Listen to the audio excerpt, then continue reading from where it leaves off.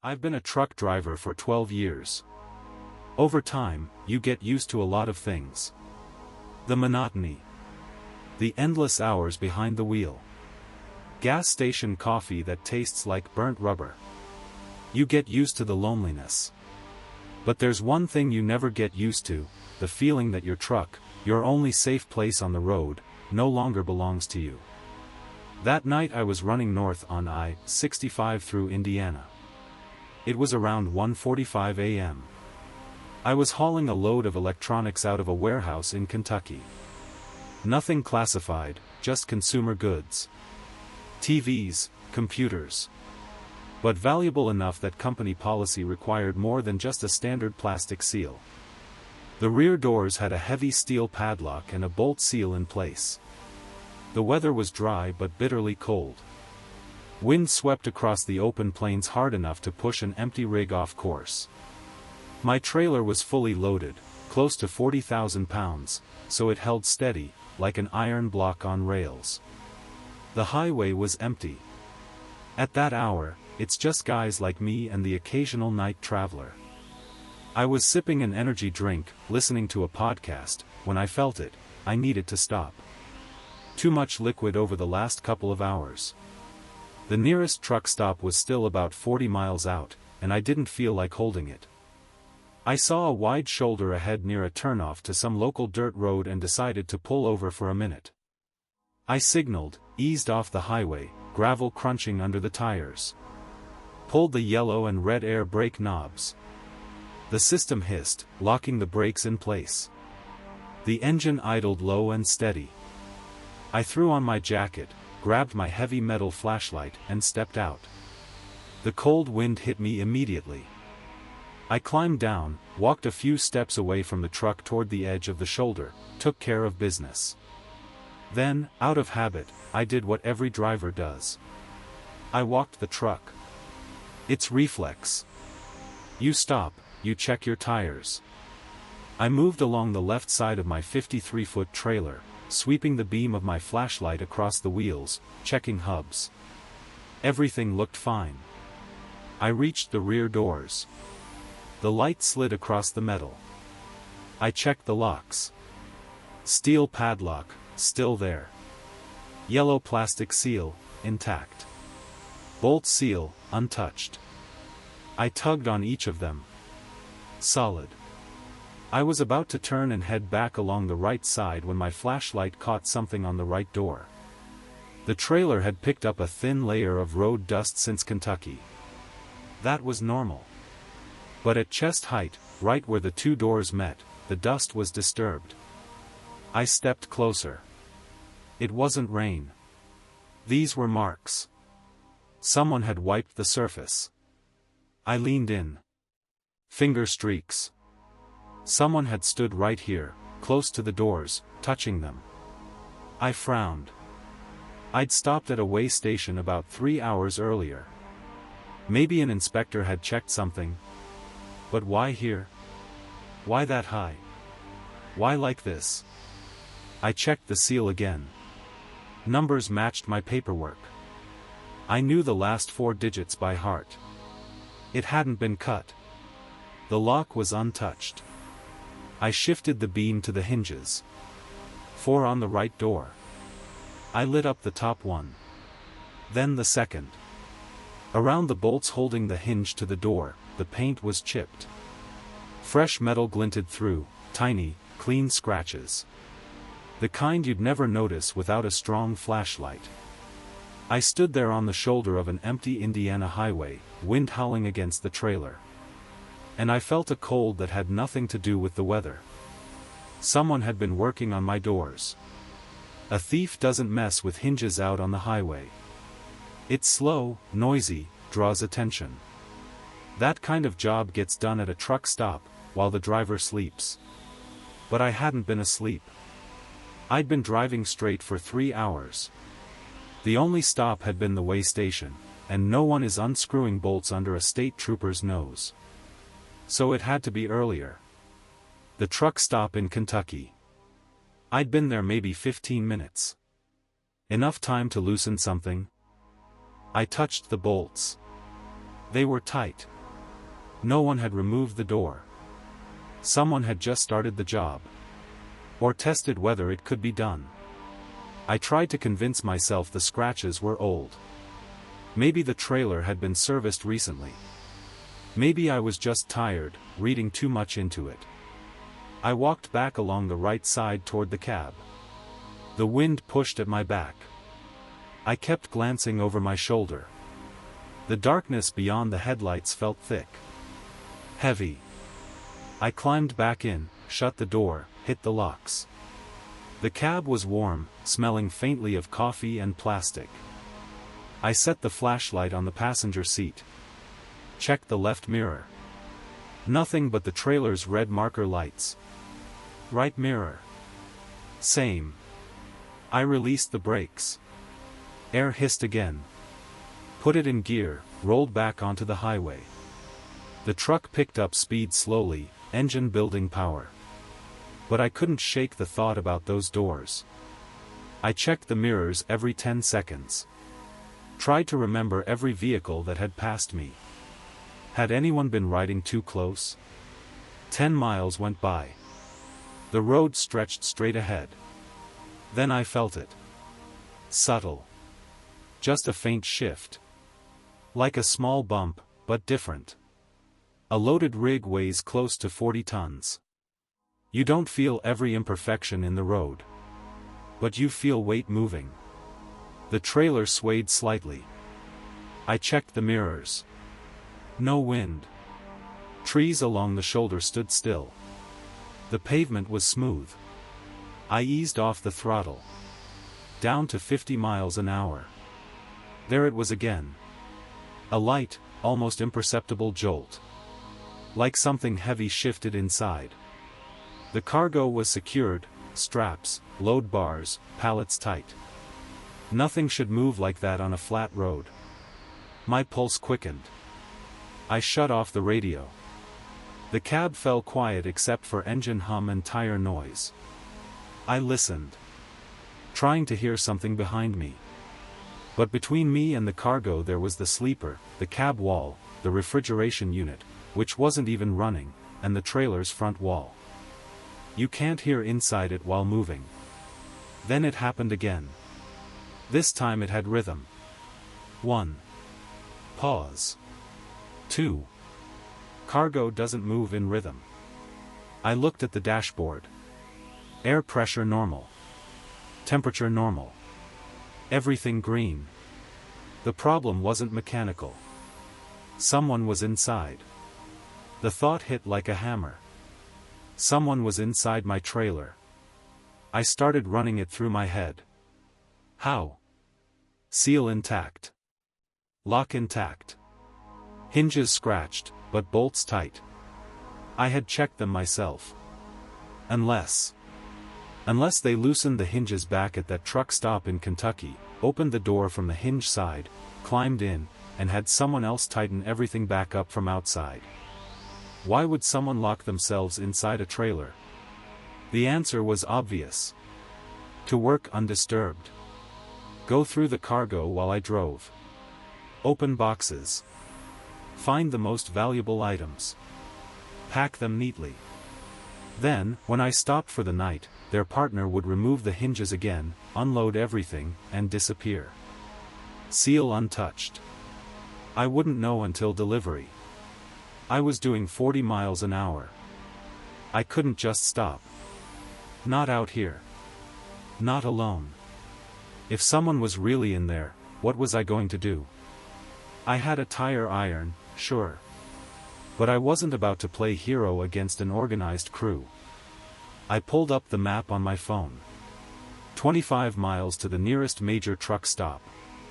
Lights. Cameras. People. I pressed the gas. The truck surged forward. I didn't feel any more movement. Maybe whoever was inside realized I was speeding up. Or maybe I had imagined everything, fueled by fatigue and paranoia.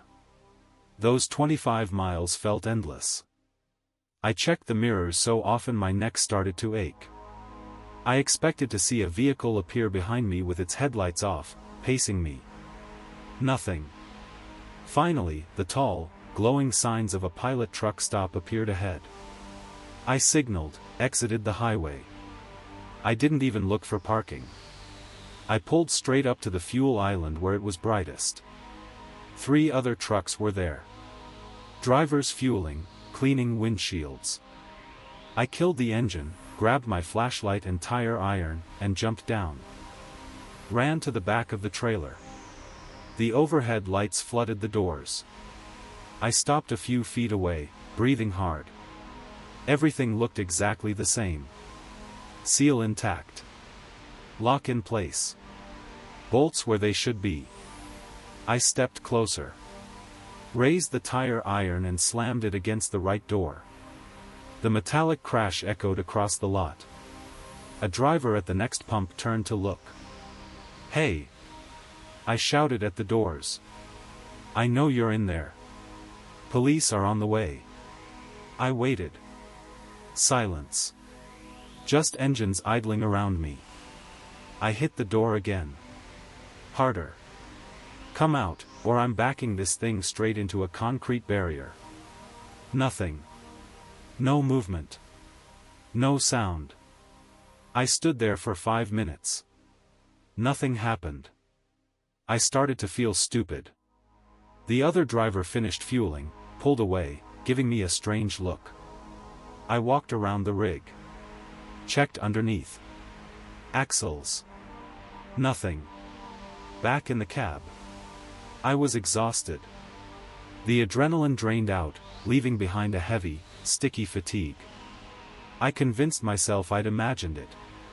Road vibrations. Old scratches. My own mind spinning a story. I pulled away from the pumps, found a parking spot in the far row, closed the curtains, and went to sleep. In the morning, I grabbed coffee and drove the last stretch to a warehouse outside Chicago. About 4 hours. At the dock, I handed over the paperwork. The receiver came out with bolt cutters. He checked the seal number. "Matches," he said. He cut the bolt seal, snapped the plastic seal, unlocked the padlock, and swung the doors open. I stood next to him. The first 2 pallets were perfect. Wrapped tight in black stretch film. Everything looked clean. He brought over a small ladder to climb inside. I followed him up. We passed the first 2 pallets. The third one on the left had been opened. The black wrap was neatly sliced from top to bottom. The top layer of boxes shifted. Several boxes had been opened. Packing foam pulled out and left scattered on the trailer floor. I stopped. My breath caught. The receiver cursed. "What the hell? Your load's compromised." I didn't answer. I was staring at the cut wrap. They hadn't taken anything. They just hadn't had time. Or they were looking for something specific and didn't find it. Or I spooked them when I hit the door at the truck stop. I lifted my flashlight, scanning the ceiling. Then the floor. In the far corner, behind the 4th pallet, there was an empty plastic water bottle. And a crumpled energy bar wrapper. I never leave trash in a trailer before loading. Someone had been in there. All night. While I drove. While I stood on the shoulder. While I banged on the doors at the truck stop. And while I slept in the cab just a few feet away. They got out in the morning. At the truck stop. How? From the inside, I walked over to the right door and looked at the hinges. They hadn't touched the bolts. The hinge pins. The steel cylinders the hinges rotate on. On the 2 lower hinges, the pins had been replaced. Slightly thinner than the originals. No factory heads on the bottom. Just smooth metal rods, coated in thick black grease. You could push them out from below with a screwdriver. The door would come free at the bottom, bend just enough to squeeze through. Then slide the pins back in. Seal untouched. Lock untouched. Someone had prepared my trailer in advance. Probably back in Kentucky. They swapped the pins, climbed inside, and waited. I remembered sleeping at the truck stop. Total darkness. I remembered a faint metallic creak I'd written off as the engine cooling. That was them. Climbing out. Putting everything back. Disappearing into the night. Since then, I don't just check the seal. I check every hinge. Every bolt. Every pin. But even now, driving at night on an empty highway, I sometimes feel the trailer shift just slightly behind me. And I'm never completely sure if it's just the wind. Or if someone is waiting in the dark again. Before we move on to the next story, I'd really appreciate it if you left a comment telling me where you're listening from and what time it is for you right now. I genuinely like seeing how far these stories reach. It also helps the channel grow. Those comments tell YouTube the video is worth recommending. And if you're already enjoying what you're hearing, don't forget to like the video. Alright, let's get into the next story. This happened in Ohio, at a truck stop somewhere near Dayton.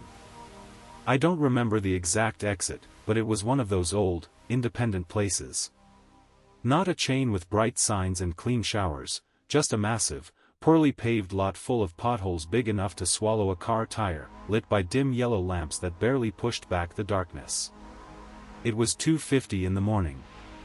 I knew that for sure because I had just closed my electronic log. I was out of driving hours and had no choice but to stop. I hated that place, but there wasn't another option. The lot was packed. Trucks were parked bumper to bumper. I got lucky and found a single open space at the very edge of the lot, right up against the tree line where the forest pressed in close to the asphalt. It was dark there. The light from the main building barely reached that far. I carefully backed my Freightliner into the spot, squeezing between two other rigs, a flatbed Volvo on one side and a filthy Kenworth with a reefer unit rattling loudly as it kept its load cold. I set the parking brake, shut off the headlights, and stretched. My back ached. I planned to just pull the curtains and pass out, but my stomach had other ideas. I hadn't eaten since lunch. I grabbed my wallet and keys and climbed down from the cab. The night air was cool, refreshing against my face. The air smelled thick with diesel exhaust, hot rubber, and damp earth. A steady, low hum came from dozens of idling engines. I made my way toward the main building, weaving between parked trucks. Inside, I bought a terrible hot dog with dried mustard, a large cup of black coffee, and a bottle of water. The cashier, a tired guy with dark circles under his eyes, didn't even look at me. The walk back to my truck took about 5 minutes. I kept my eyes on the ground, trying not to step in oil slicks or trash. When I rounded the long trailer of the neighboring Volvo and saw the nose of my truck, I stopped. Someone was standing by my cab. It was a man. He stood by the passenger door, right near the front wheel, looking at my trailer. I tensed. Truck stops are always full of people, even at night. Drivers walk around, smoke, check their tires. But this guy didn't look like a driver. He was wearing a thin gray hoodie with the hood pulled up and dark jeans. For a night that cold, he was dressed too lightly. No bag. No flashlight. No clipboard. He stood completely still, hands in his pockets. I took a step forward. Gravel crunched under my boot. The man slowly turned his head. His face was hidden in the shadow of the hood, only a pale chin visible. Usually, when you approach your truck and someone's hanging around it, they either apologize and leave or say something like, "Hey, nice rig, was just checking out your chrome." This guy didn't move. He just looked at me.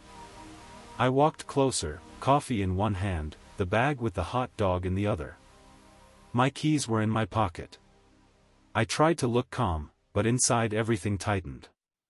"Can I help you?" I called out. My voice came out sharper than I intended. The guy stayed silent for a few seconds. He didn't look away. He was staring straight at me, but somehow through me. Then he spoke. His voice was completely flat. No accent. No emotion. No inflection. Is it still there? I frowned, stopping about 3 meters from him. What are you talking about? I played dumb, even though a warning bell had already started ringing inside me. The man didn't change his posture. As far as I could tell in the dark, he didn't even blink. Is it still there? He repeated in the same monotone voice. Listen, man, I said, stepping toward my driver's door while keeping him in sight, I don't know what you're talking about. This is my truck.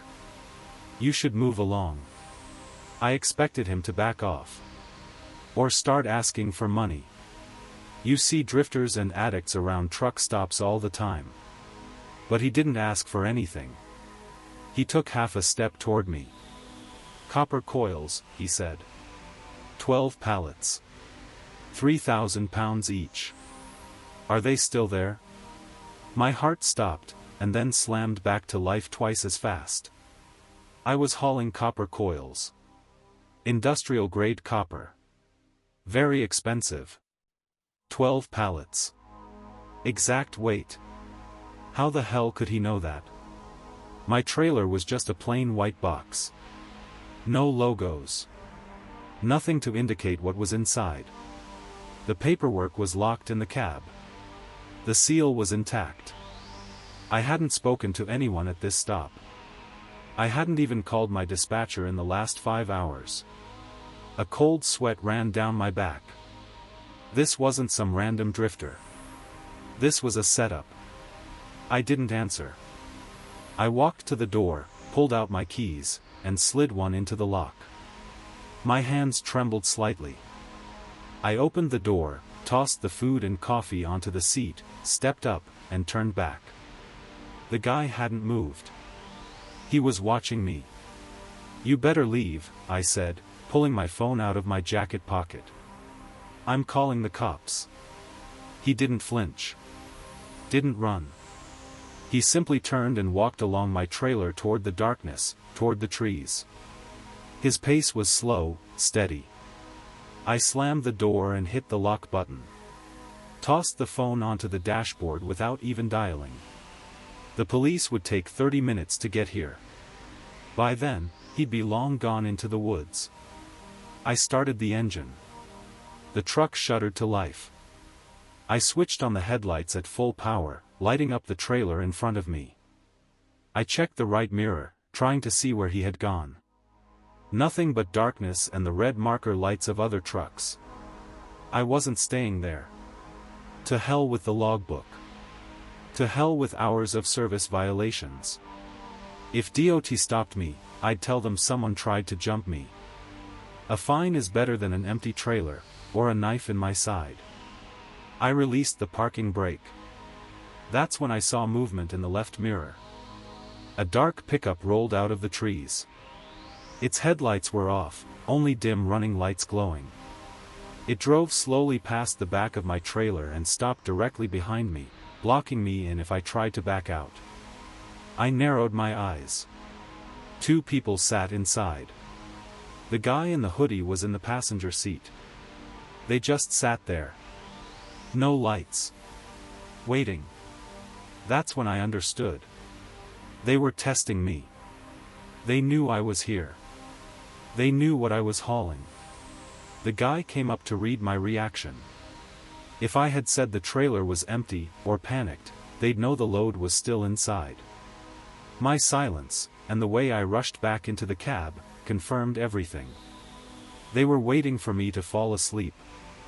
The moment I shut off the lights and climbed into the bunk, they'd break in. And if I came out swinging a crowbar, there were 2 of them, and they definitely had something more serious than that. I put the truck in gear and cranked the wheel left. Space was tight. I had to squeeze between the Volvo and the Kenworth, risking their mirrors. Slowly, I pulled the truck out of the spot. I watched the mirror. The pickup didn't move. They just watched me leave. I rolled onto the main lane of the truck stop, past the fuel pumps, and pulled onto the highway. I pushed the truck as fast as I could. I hit I-70 heading east. The road was empty. 10 minutes after leaving the lot, I saw headlights in my mirrors. A vehicle was closing in fast. Too low to be a semi. It came up behind me and stayed there, about 30 meters back.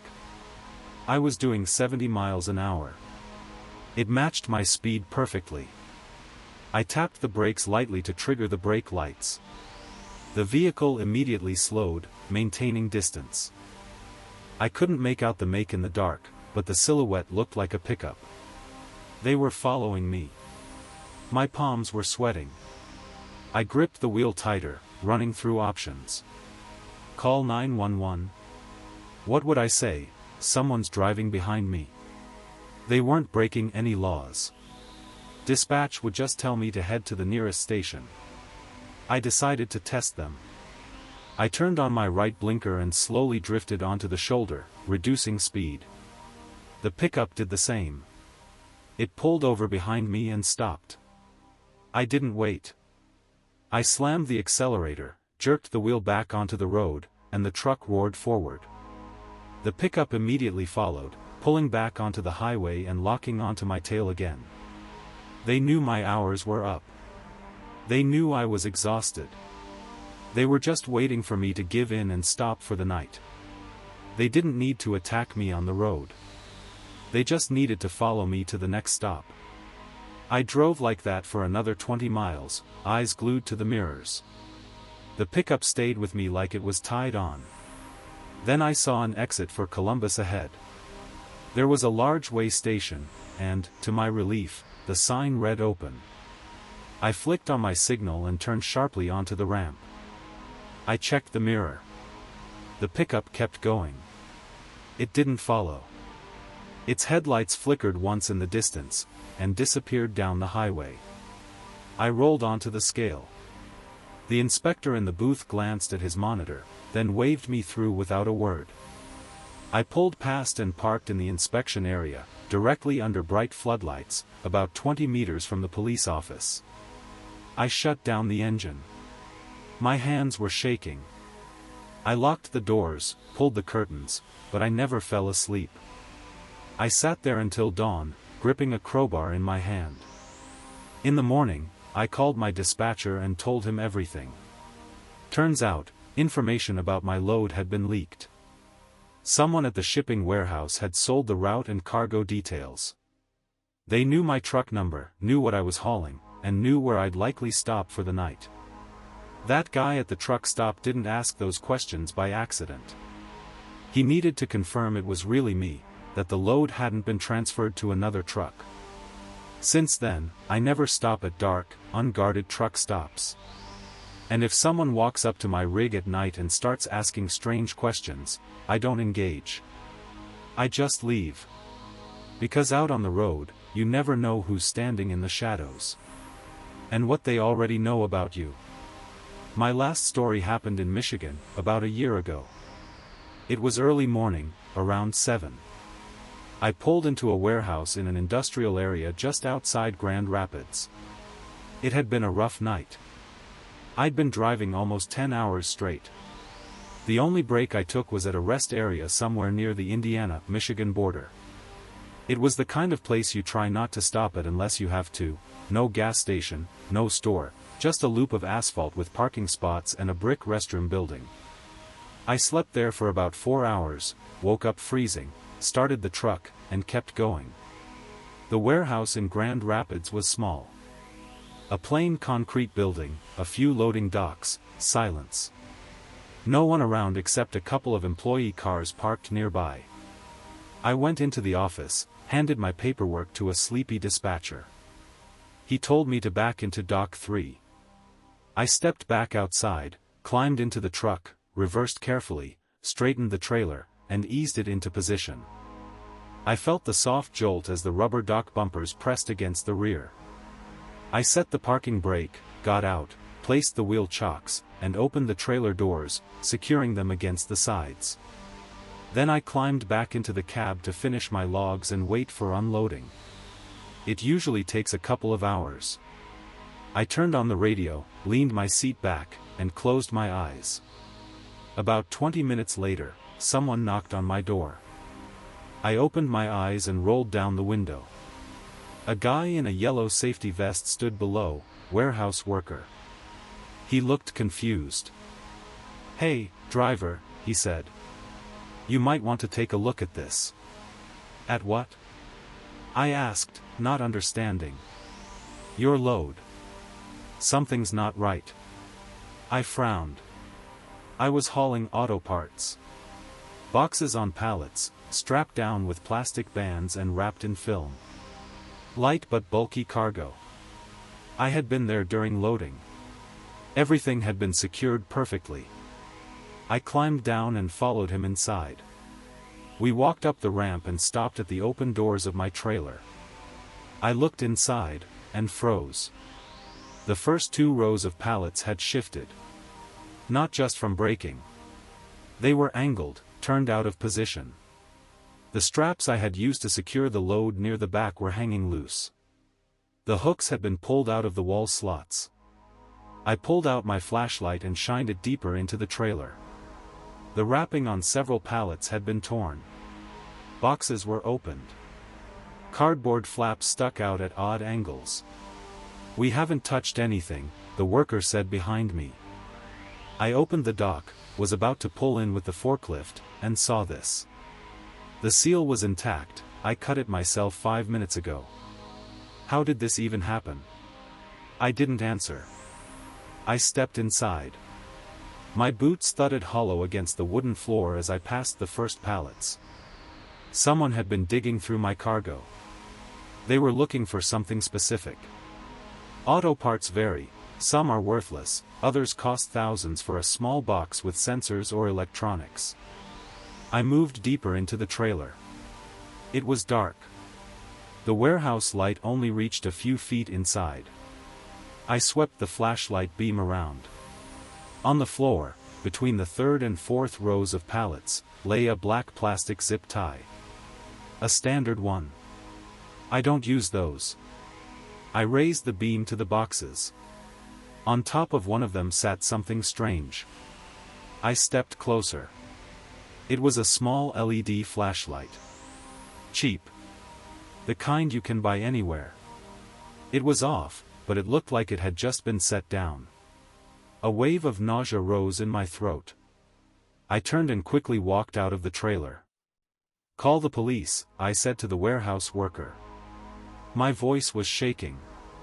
"You think they took a lot?" he asked. "Call the police," I repeated, jumping down from the dock. I walked around the trailer from the outside, checking everything. Doors. Hinges. Locks.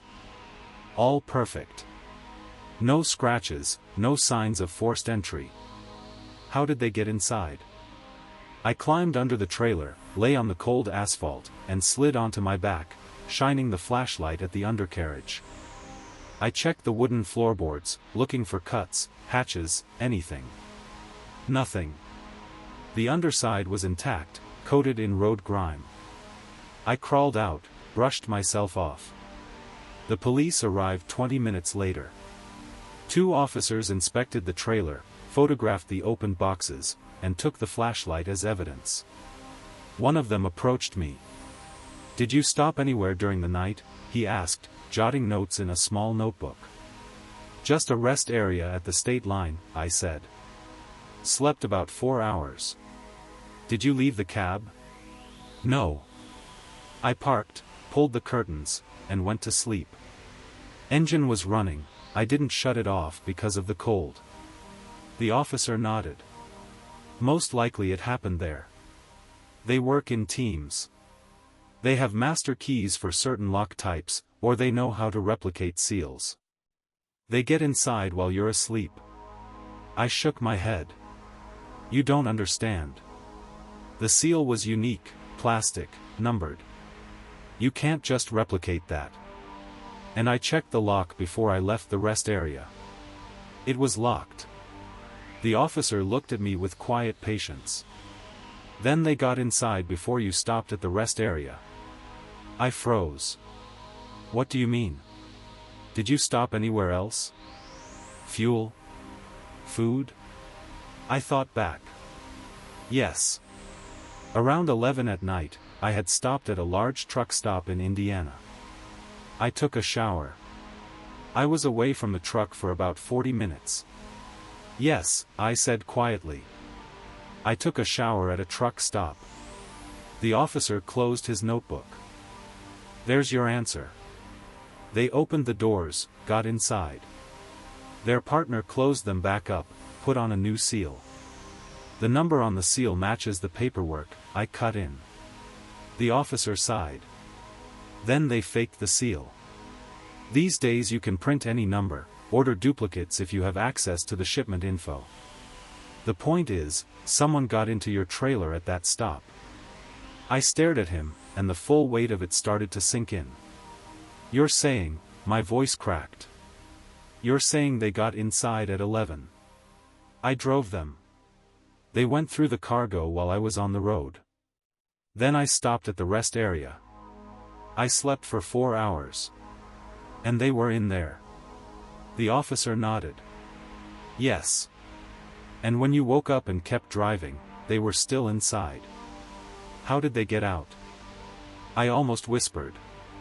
When you got here. You said you opened the trailer doors, secured them, then went back to the cab to do your logs. Right?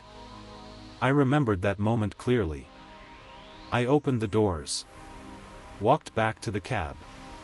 Sat there for 20 minutes, seat reclined, eyes closed. While you were in the cab, the officer said, they just jumped down from the dock and left. They had 20 minutes. Cold sweat broke across my skin. They had been there the whole time. All night. Sitting in that dark, freezing trailer while I drove 70 miles an hour down the highway. Sorting through boxes. Picking what they could carry in backpacks. And when I slept at that empty rest area, just a few meters away from them, they could have knocked on the wall of the cab at any moment. But that wasn't the worst part. The worst part was realizing how close I had been to them that morning. I had opened the doors. I had stood right there in front of them. If I had looked inside right away, if I had turned on my flashlight, they would have been trapped. Nowhere to run. What would 2 or 3 men do when cornered inside a sealed trailer? I had no weapon. I was alone.